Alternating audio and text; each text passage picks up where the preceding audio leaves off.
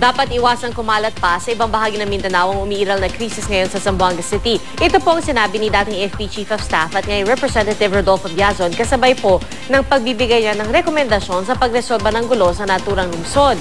May ulat on the spot si Sherry Ann Torres. Che? Yes, Pia. Inirekomenda na ngayon ni Muntinlupa Representative Rodolfo Biazon ang pag-aangat sa national level ng pagharap sa nangyayari ngayong krisis sa Zamboanga City. Masyado na raw kasing malaki at seryoso ang nangyayari ngayon sa Zamboanga, sabi ni Biazon, ang dating AFP Chief of Staff at ngayon Chairman ng House Committee on National Defense. Sa nangyayari ngayon, sabi ni Biazon, labas na kay Zamboanga City Mayor Maria Isabel Climaco Salazar ang otoridad para resolbahin ang nagaganap na karahasan sa kanyang lugar. May posibilidad daw kasi lumawak pa sa ibang bahagi ng Mindanao ang nagaganap na karahasan sa Zamboanga, gaya halimbawa sa Autonomous Region in Muslim Mindanao.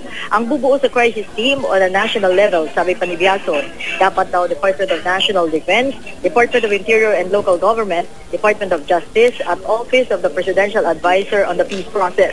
Dapat daw maging malinaw kung sino ang magko-call ng shots o yung magsisilbing leader ng grupo. Mas tumatagal ang krisis, sabi ni Biazon, mas magiging mainit at delikado di lang para sa government troops, hostage at hostage takers din.